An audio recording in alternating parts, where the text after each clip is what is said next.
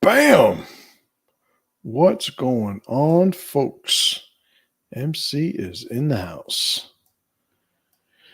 All right. My name is Justin Garcia, also known as Master Chim, and this is the Warrior Stream. I'm here every week, Wednesday, Eastern Standard Time. I am streaming on YouTube, on a couple of Facebook pages, and on X. And every week we take a topic, deep dive, having a good time while doing it. And always good when you guys are here to join the conversation with me. So as you guys are popping on, do me a favor, just say what's up so I could see you. Make sure that I am being seen and heard. We never know when that goes sideways. But today I got a little bit of a different topic. I think we're going to have fun with this. A little bit less serious, at least on the surface. But I'm always interested in these dynamics, tribalnomics dynamics when I see them. And today's a good example. Today's topic is a good example of that. All right. So before we get into this, we got Jesse, what's up, brother man? Good to see you. My man Jamie up in Canada. What's up, brother man? Cassettas is in the house. What's up, Big John? Corey, good to see you. Joe Brown. Power's coming in loud and clear. Good to hear it. Yarn Saxa, good morning to you. All right. Got a good crew. So today, all right, I had some fun with thinking about today's topic. Caitlin Clark, in case you guys don't know, was the NCAA women's all-time leading scorer in basketball. She played for Iowa. She was drafted after the season by the WNBA as the number one pick. And she has been raising the notoriety, the popularity, certainly the participation of fans in the WNBA's festivities since she arrived. She is the hottest ticket. And the thing that makes this so interesting is the pushback from all of the WNBA players. Now, I think on a surface level, there is an old, observable mechanism, social mechanism here, whereby the old people don't want to give the young people all the credit, right? The people who are veterans of the WNBA in this case, they don't want to sort of have their efforts and their perceived value overlooked because of the explosive popularity of this young player who was the most popular player in the WNBA before she even played a game.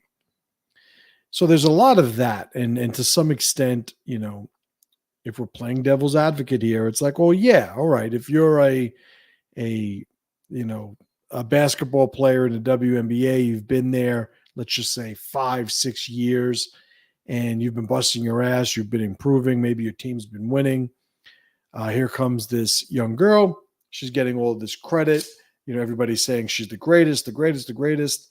And let's say that for a fact she's not going to be the best player in the NBA. You might have a bone to pick with a lot of the news cycles that are out there, putting Clark on his pedestal. There is something to be understood about that. However, and I think this today's talk is going to exist in the however of it all.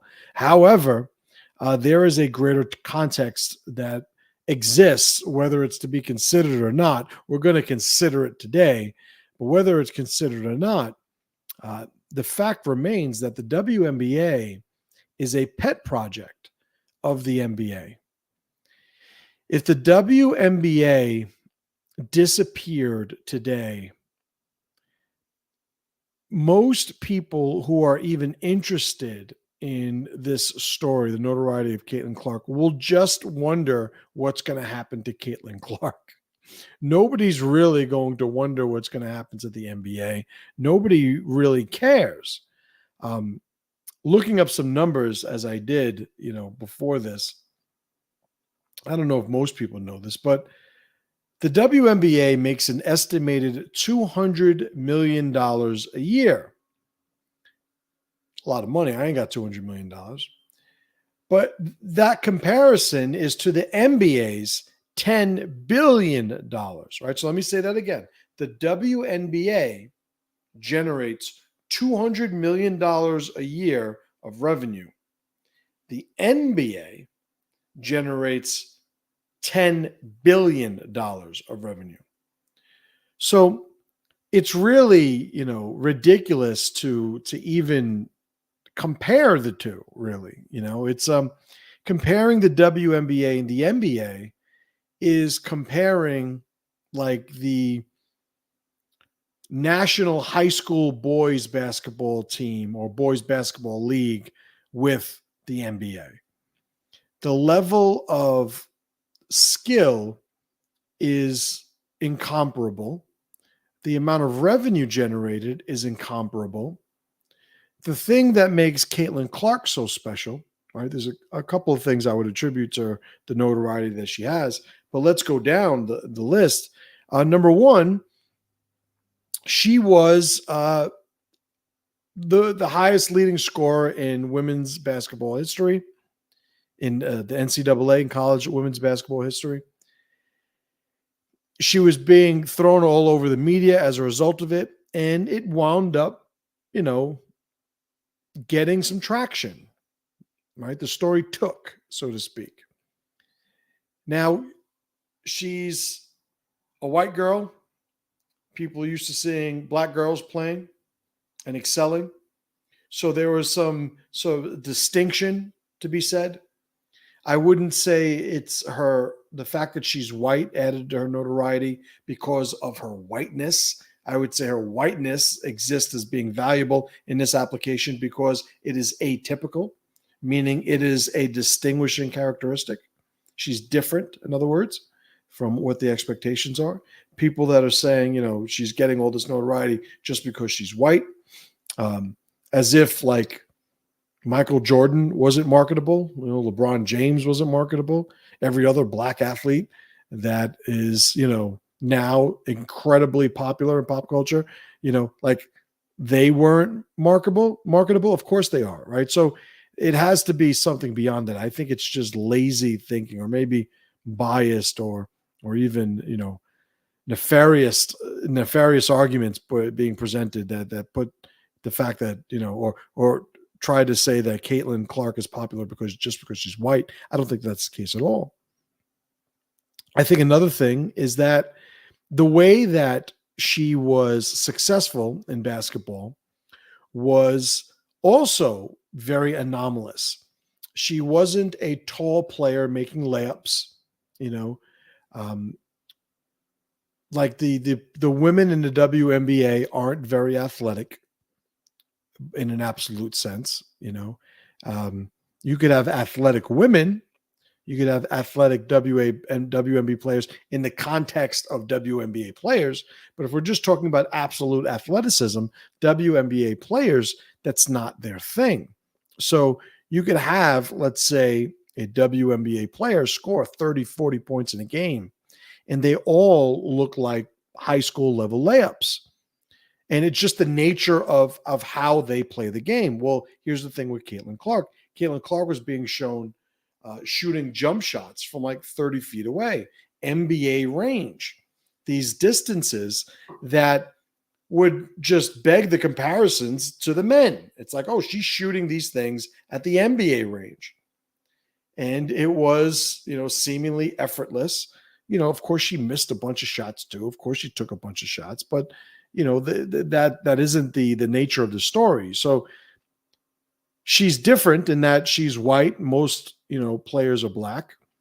The way that she scores is atypical and very comparative to the way the men score in that way, meaning she shoots a three from a distance that men shoot the three from a distance. When another WNBA player is making layups down, in the paint, there's not a lot of athleticism. You don't have the person who's, boxing somebody out, doing a drop step, and then double handing, a dunk on somebody's head in the WNBA. That doesn't happen. So you get a lot of layups like you'll see in a pickup game somewhere in a park, right? Or high school game. High school girls game, that is, right? So there are all these things that differentiate her. So another thing that's differentiating about Caitlin Clark is her demeanor. She's not somebody that looks to be petty, which is so typical in most women's sports. You see a pettiness. I don't know if it was Carl Jung who said the most dangerous emotion for men is lust, but the most dangerous emotion for women is jealousy. And such a profound insight and statement. And applying that to this to this situation, it's like it begs the question: why do we need another reason as to why Caitlin Clark is hated by everybody other than jealousy? It's like, why can't we just say they're jealous and it not be true? And I think you'd have a hard time. You'd be hard pressed to find an argument against just a simple everybody else is jealous argument, like for why this is. So the WNBA is a pet project of the NBA. Without the NBA, and I did a little bit of research, I didn't know any of this shit. I've known some of these things for about 30 minutes, admittedly. But according to Google, the WNBA receives approximately $15 million each year from the NBA. The NBA's annual subsidy covers the WNBA's operating expenses. In other words, they're the ones that take care of the WNBA. Also, and this is on Google, there's a 50-50 ownership of the league between all 12 WNBA teams and the NBA. So the NBA also owns half of the WNBA.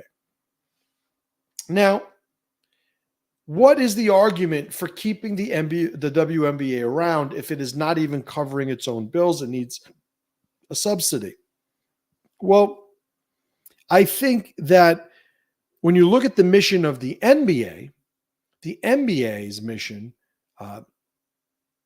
is to build basketball, is to make basketball more popular. Now, if you ask WNBA players, and I just did a cursory search, I'm certainly not going to stake my reputation on this statement, but if you ask WNBA players who their favorite basketball players are, there will usually be a couple of men and maybe one or two women. Some of them will just say women, but the majority of them, and I've done a search of this, list men along with a couple of women. There is no man in the NBA who's going to say his favorite basketball player is a woman. Maybe Reggie Miller, his sister Cheryl Miller, arguably one of the greatest, if not the greatest college basketball player, women's college basketball player ever.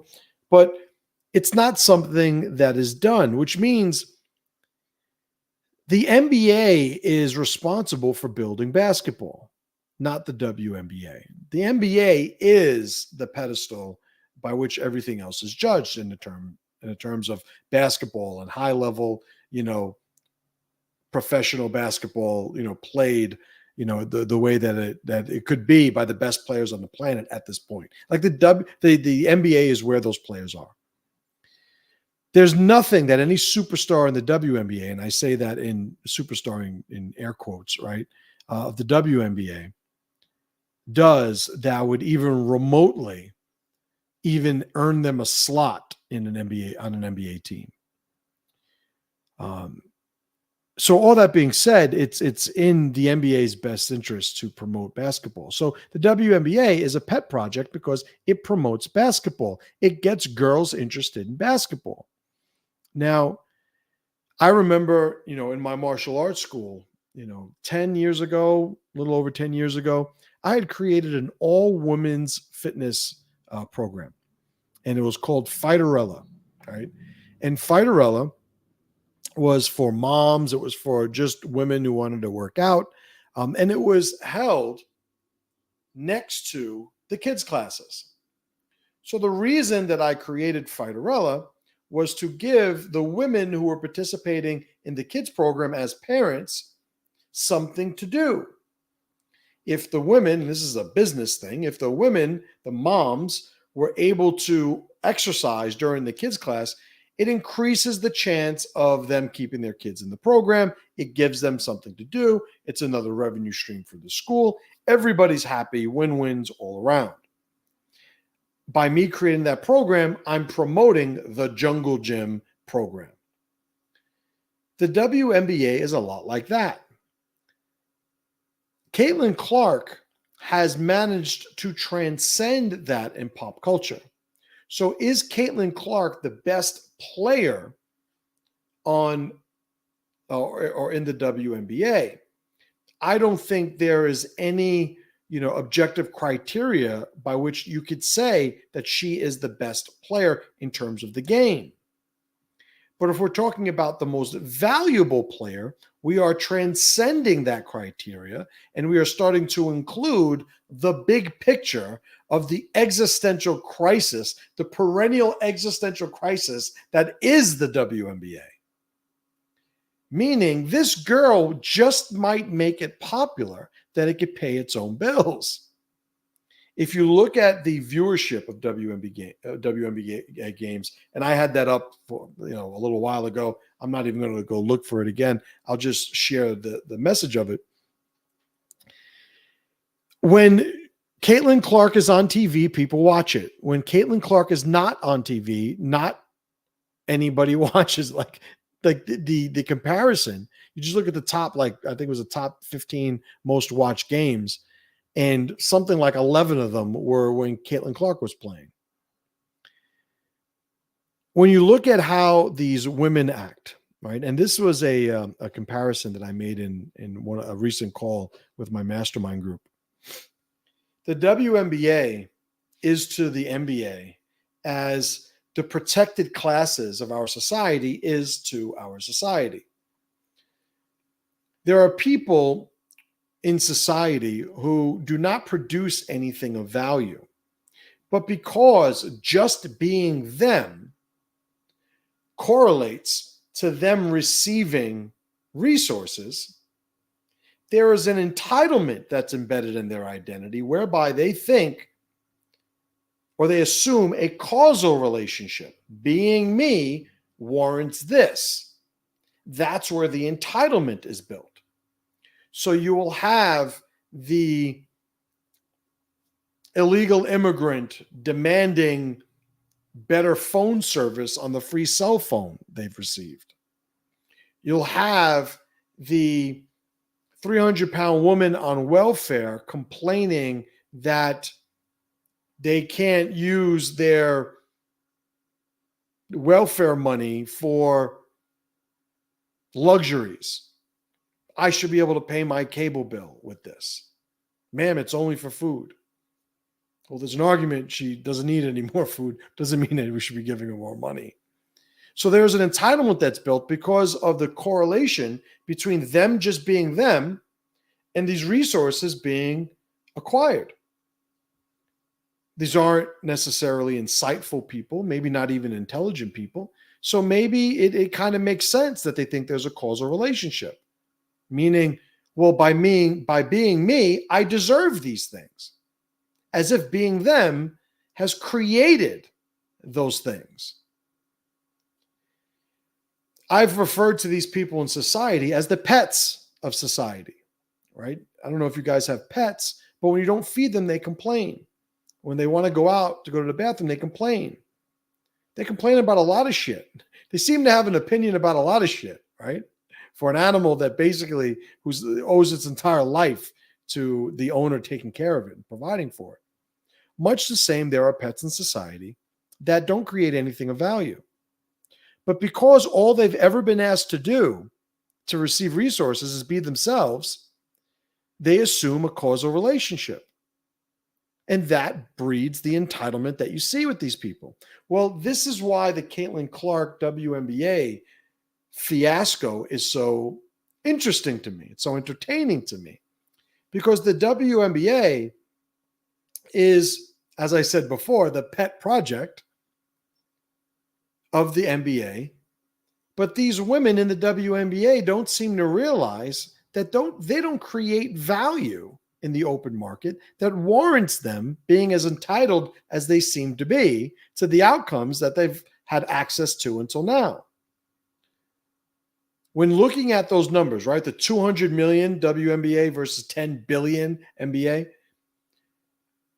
an honest person, an intellectually honest person will be able to say, yeah, it is kind of ridiculous that they say they should make more money because the men make more money. Because you kind of realize that it's apples and oranges, when you sort of pull the camera back and look at the big picture. It's like, well, why would you deserve more money? The only thing that I would argue that they could argue that they deserve more of is, I don't know, the same basketball that they play in the men's league. Like the differences in the game, they could argue that they want to be uniform, but the differences in the outcome, I don't understand what the logic is there, unless we're just accepting their argument based on entitlement. Well, they get it, so I should get it. Right? That's like saying, well, he has food, so I should have food.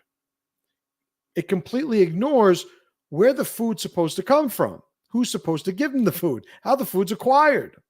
All those things are ignored. But that's what a philosophy of entitlement gives you. It gives you a picture of the reality that you're living in.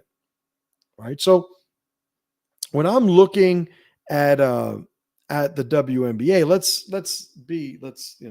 get into the weeds a little bit, right? I don't know what the numbers are, but aside from not being athletic, there is also a disproportionate amount of angry, tattooed lesbians in the WNBA. I'm not saying that you can't be into that. But what I am saying, I'll add a little sidebar. I'm not into that. But what I'll say is the market clearly isn't into that. The market isn't responding to this, this fucking intramural lesbian basketball league that's been going on for a couple of years. Here comes Caitlin Clark. Caitlin Clark signed like a $30 million deal with Nike, I believe. Caitlin Clark is everywhere right now in the sports world in terms of sports media and marketing. She's the hot ticket. Caitlin Clark is, and I don't want to insult her, but she's not like pretty. She's not one of these like, well, this girl could obviously use her face to make, do modeling, or like, she's not that. She's, like a tomboy. Like, she comes off as a tomboy, and she's not like fucking deformed or anything, but she does have a very plain Jane demeanor that the market seems to be responding to.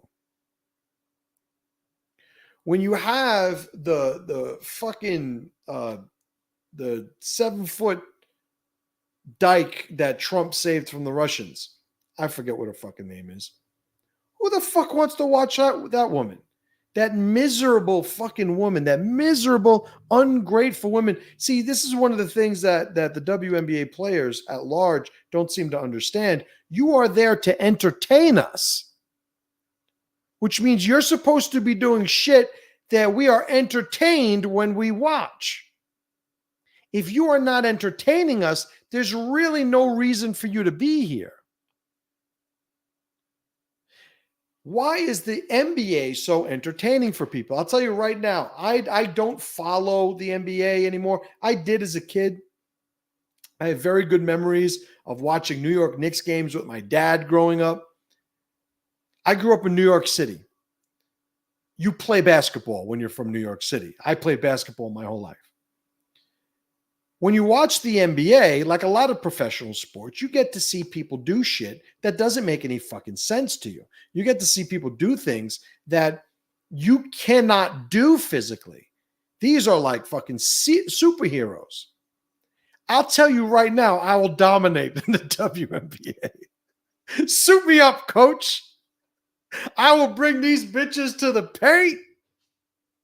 I'll be the only 5'5" center on the All-Star team. Give me a wig, put me in, coach. There is just a normalcy to the WNBA's game, to their product, that doesn't stand on its merits. So what do you have then? Why watch the WNBA? Since the skill is mediocre, the physical capabilities is mediocre, like why even watch it? Well, because maybe there are storylines and narratives that are entertaining. Caitlin Clark happens to be one. What can't be lost on all of this controversy, by the way, is the other side of the coin of this controversy, which means you have to have Caitlin Clark versus a bunch of miserable bitches. Without the miserable bitches, maybe this story doesn't really track so deeply. The jealousy of the other girls is, I would say, to some extent predictable. There was a comparison. I can't even take credit for it. I watched a video when researching for this where somebody was showing men talk about other men players, or like NBA stars talking about the hot rookie that just came from college and what they expect. And then a bunch of women talking about Caitlin Clark. And the men all like bring up and build up the rookies and what they're saying. Oh, this guy represents the next generation. I can't wait to see him in the league. He's going to be a problem as soon as he gets, his feet under him. He's going to be super effective. I'm excited about where he's going to be in it. Like, this is how they talk. There's no jealousy because men, by and large, have a lot more security. But the women, who is the other one? I don't know if she's a dyke. I'm sure she's a dyke. If she's not a dyke, I'm sure her husband probably conducts himself like a woman. But Diana Taurasi, whatever her name is, she was talking about Caitlin Clark, and she makes the comment, well, it's one thing to dominate against 18-year-olds. It's another thing to, come here and play, and do the same thing against women who've been playing. By the way, absolutely right. But I would add, why is that, of all the statements you could have put out there, why is that the one you're putting out there? Why? Because every single one of these miserable bitches is out for themselves. They're not trying to support the WNBA. They're not trying to support basketball more generally. No, every single one of them tries really hard in what they do, and I think they do. I think they try really, really hard, right? Sometimes you watch some of these women playing basketball, it looks like a retarded kid trying to figure out a Rubik's Cube, but that's beside the point. I think the effort is there. But even though the effort is there, it doesn't entitle you to any outcomes. It doesn't entitle you to the market reacting in a way as if your effort creates their debt. That's what entitlement is.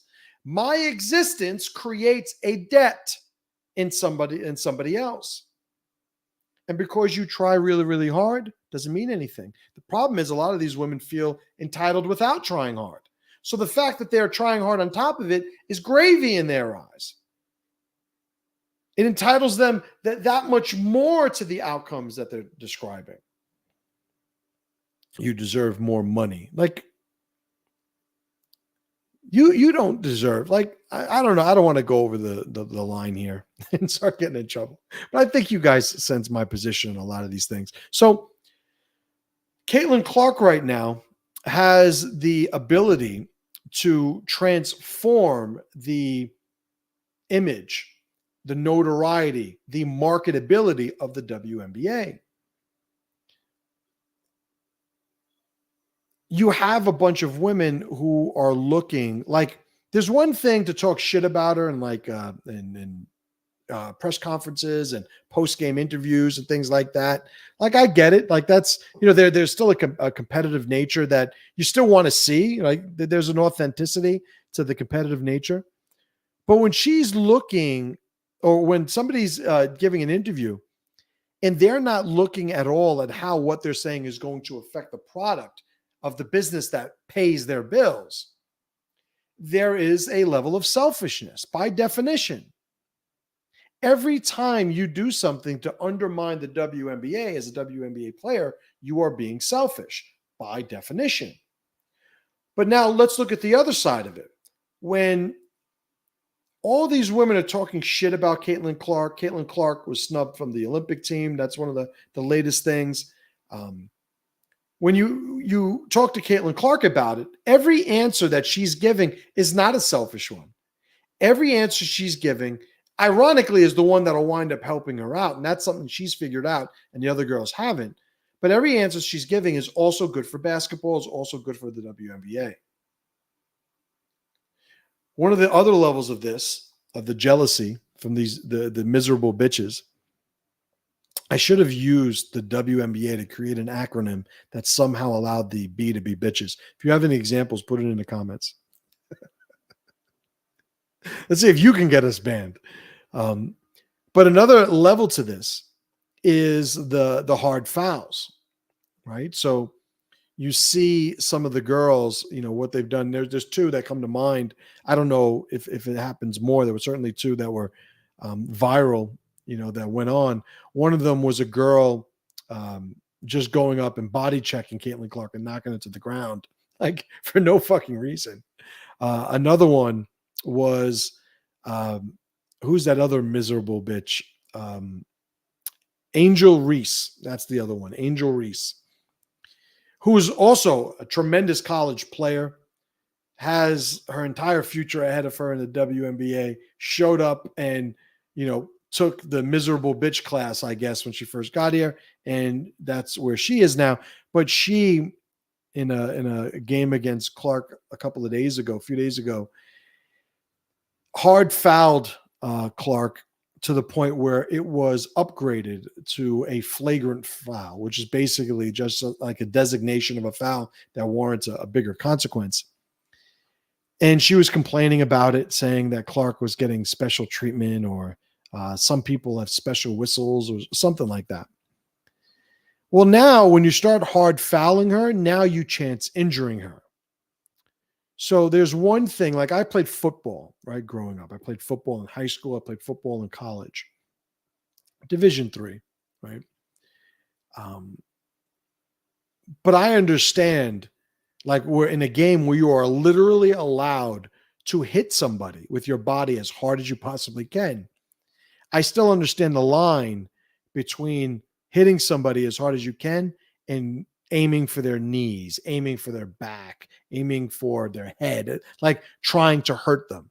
There's a line that's crossed. Both of them can be vicious, ferocious, have maximal effort. One of them, you are transcending the game. You are transcending dominance in the game. And what you see a couple of these girls doing is they're now starting to foul Caitlin Clark. I hope it doesn't happen, but I would be interested to see what would transpire if one of these fouls leads to Caitlin Clark being injured.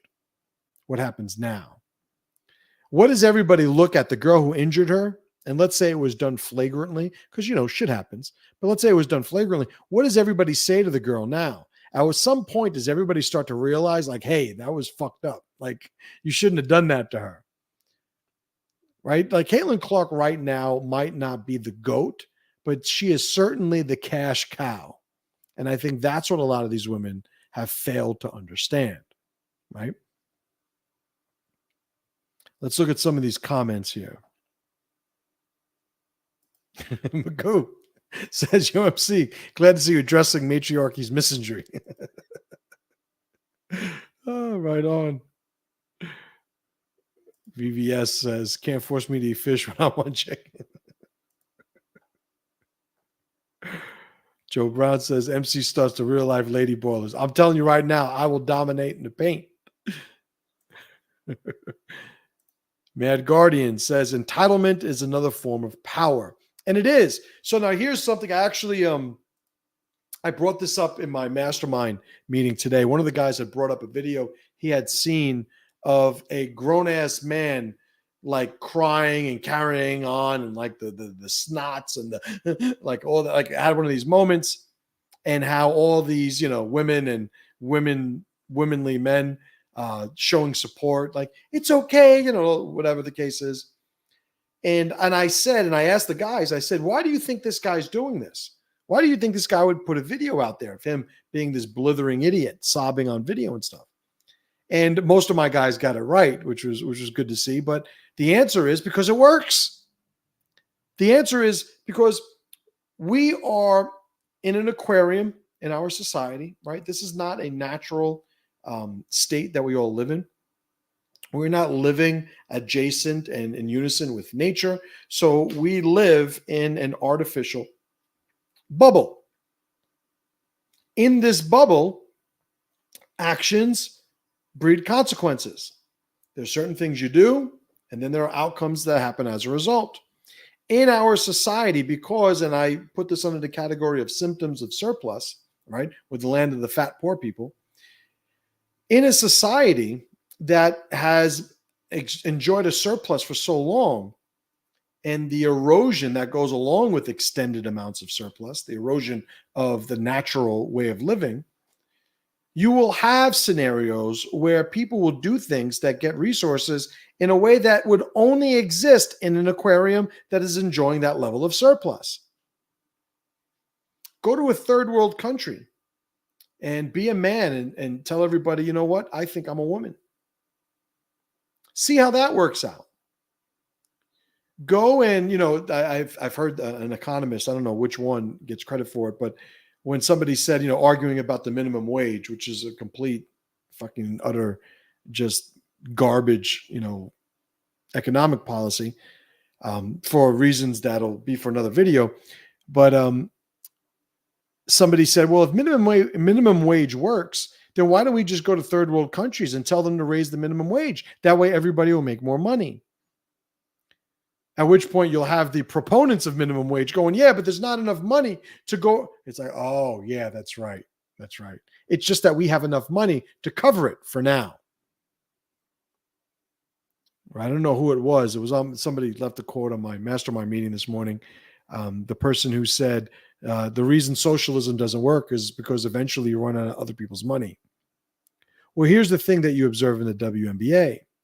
Right now, they are enjoying a surplus that is provided by other people. At some point, should those other people decide to stop generating that surplus, they will now exist in a natural state. And now the only thing that they're going to have to do to get the money or to get the outcomes more generally is persuade the market to provide it. And the only way they're going to be able to do that is to be entertaining.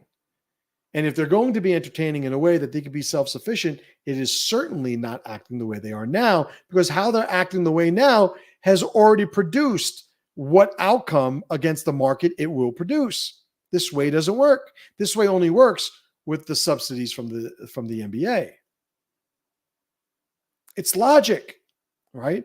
But when Mad Guardian says, and I agree that entitlement is another form of power, it is certainly a power, an external power that is afforded people in an aquarium that incentivizes it, right?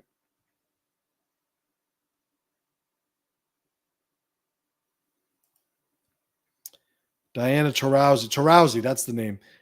Get it right. She's the league's all-time leading scorer. Of course, she should be paid like a man for scoring 10,000 points. LMAO, and I agree. And it's one of those Diana fake go Taurasi where it's like maybe she is a great women's basketball player,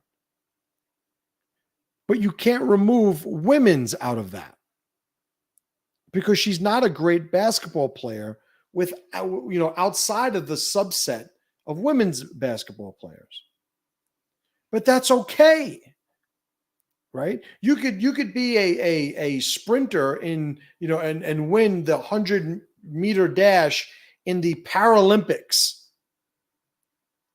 right? The people with like the metal feet, you know what I'm talking about. Like you still get a medal for that, and there's still something to be said for the accomplishment. There is still adversity that you overcame. Like all those things are still there, but it doesn't mean that you're the best.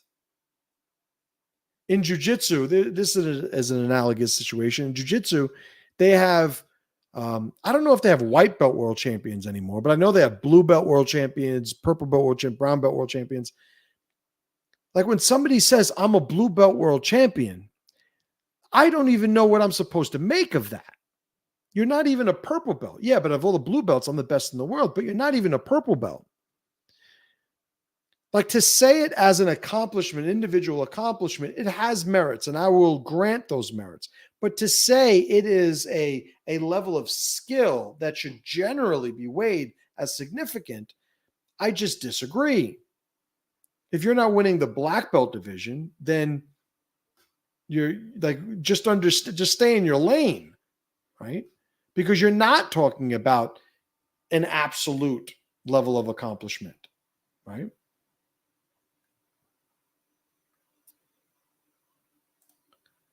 Ghosts of Gerolatus, I hope I said that right, says, fun fact, scientists have discovered that seeing a woman in tears will literally lower the testosterone levels of, I'm assuming, men. Biochemistry is wild, ain't it? I wouldn't disagree. I mean, not that, I mean, it's a fact, whether I agree or not is irrelevant, but I wouldn't think that that isn't true. You know, there are all sorts of behaviors that men display that are based on getting along with people instead of being based on the creation or acquisition of resources and power. One represents growth, one represents erosion. As soon as the people who are charged, who are tasked with adding to society, to building society, to discovering new pathways of existence, to solving problems that have perennially, troubled humanity, as soon as those people turn their attention inwards and just try to appease the masses, they're not doing their job, right? Something of a bigger conversation, but certainly has relevance in the observation we just shared.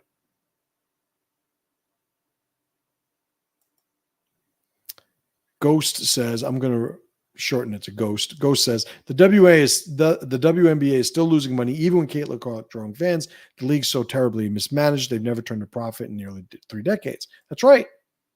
The WNBA, much like every pet that I've ever owned, has never brought any food to the table.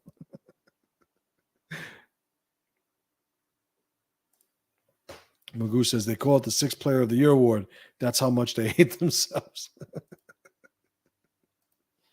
Yeah, I mean, understand too, like, one of the things that from a league standpoint or a management standpoint, to create buzz, I talk about when I noticed that, and I've never really studied the statistics of this, when video game football became really popular, is with the Madden games. And one of the things that differentiated the Madden games from a lot of the other games, the football games, video games, was that they had these extensive statistics as part of the experience.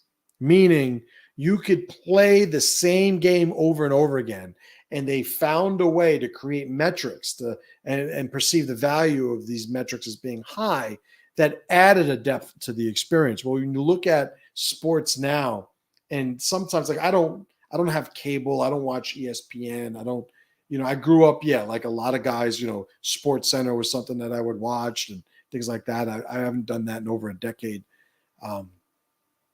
But every once in a while, when you see like highlights and things like that, they will talk about statistics that you're like what? It's like only the 7th player in history to score more than 13 points and have 3 rebounds on a Tuesday in league history. It's like, what the fuck did you just say? But when they do that, it adds notoriety, right? It adds notoriety. It's no different than a karate school adding belts. Now there's all these different belts. Why jiu-jitsu did it, anybody else. It's just to add significance where none prior existed, right? Sometimes the goal isn't enough. Sometimes, the promised land isn't enough. People have to be, they need to get their dog treats along the way, right? Yarn Saxa says, just blame feminism, affirmative action for ugly women. Just give them the money. Hush money, right? Oh my God, that's great. All right, guys, let's call it there. That was a good talk. I'll let you in on a little secret. We're going through a heat wave where I'm at, and I was blasting the air conditioner in here and stopped it right before I recorded so that I wouldn't have the noise pollution. But I am starting to bake. Right. All right. I appreciate you guys. Great talk as always. If you guys are not getting my emails, well, a couple things. Number one, if you're not getting my emails, go to masterchim.com/email, sign up to my email newsletter that I send out every morning. Another thing, I don't know if you guys know, but I just published a kids book. The kids book is for adults or parents who tend to have overlap views with my own. It is a safe kids book for our children. And it's called The Quest for the Golden Virtues. If you find my author link on Amazon, you'll find the book there. But I just released it a couple of days ago. Got a whole bunch of good reviews. Sent it out to a bunch of people. Asked them to review it. And so far, all the reviews have been very, very supportive and productive. So go check that out. If I was more responsible, I would have put a link here for you guys to see. But The Quest for the Golden Virtues is the name of the book, and it's out on Amazon. And it's for kids 5 to 12 years old. All right. Appreciate that. See you guys next week. And as always, brothers and sisters, pressure to power.